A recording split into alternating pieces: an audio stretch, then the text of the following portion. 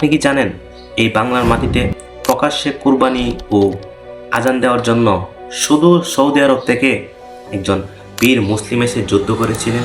তিনি আর কেউ নন, বাবা আদম শহীদ রহমতুল্লাহ। ইতিহাস অনুযায়ী বাবা আদম শহীদ রহমতুল্লাহ আলাইয়ের জন্ম মক্কা নগরীর পাশের শহর তায়েফ নগরীতে। তিনি একাধারে ছিলেন একজন সুফি সাধক ও ইসলাম প্রচারক। তৎকালীন বিক্রমপুরে এক মুসলিম পিতার সন্তান হওয়ার আনন্দে তিনি গরু কুরবানি দিলে তৎকালীন রাজা বল্লাল সেন ক্ষুব্ধ হয়ে সেই মুসলিম পিতাকে মৃত্যুদণ্ড দেন। এই খবর পৌঁছে যায় বাবা আদম শহীদ রহমতুল্লাহ আলাইয়ের কাছে সৌদি আরবে।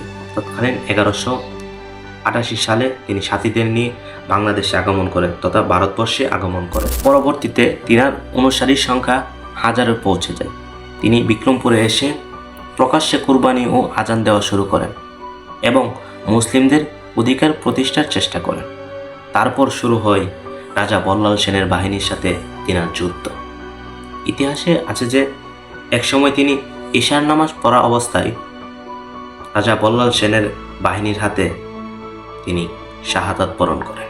এখন একটা প্রশ্ন থেকেই যায়, আজ আমরা প্রকাশ্যে আজান দিই, কুরবানি দিই, কিন্তু কখনো কি ভেবে দেখেছি এই স্বাধীনতার পিছনে, এই কুরবানি দেওয়ার পিছনে, এই কুরবানির স্বাধীনতার পিছনে কত মানুষের, কত বীর মুসলিমদের রক্ত জড়িয়ে আছে?